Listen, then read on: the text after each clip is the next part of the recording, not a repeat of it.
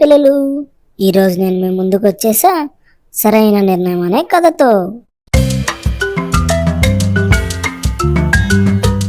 అనగనగా ఒక అడవిలో వర్షాలు సరిగ్గా కురవకపోవడం వల్ల అడవిలోని నీటి కుంటలన్నీ ఇంకిపోయాయి. ఒక్క కొలనులో మాత్రమే నీళ్లు మిగిలాయి. ఆ అడవిలోని జంతువులన్నీ ఆ కొలనుకు వచ్చి నీళ్లు తాగాల్సిందే. అలా ఓ పొట్టేలు నీళ్లు తాగడానికి కొలను దగ్గరికి వచ్చింది.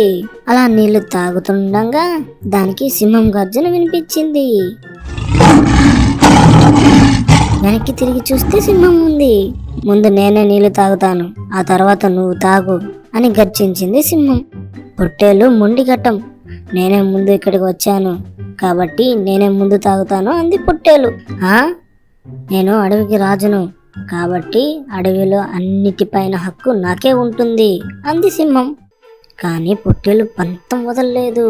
మాటలు పెరిగాయి, ఇక పోట్లాడుకోవడమే తరువాయి.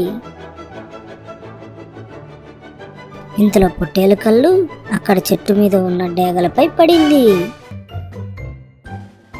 ఈ రెండు జంతువుల్లో పోట్లాడితే తప్పకుండా పొట్టేలు చనిపోతుంది, దాన్ని తిందామని ఎదురు చూస్తున్నాయి డేగలు. దీంతో పంతానికి వెళితే తనకే నష్టమని గ్రహించిన పొట్టేలు వెంటనే, సరే మురురాజు, నువ్వే ముందు నీళ్లు తాగు, తర్వాత నేను తాగుతాను అంది పొట్టేలు.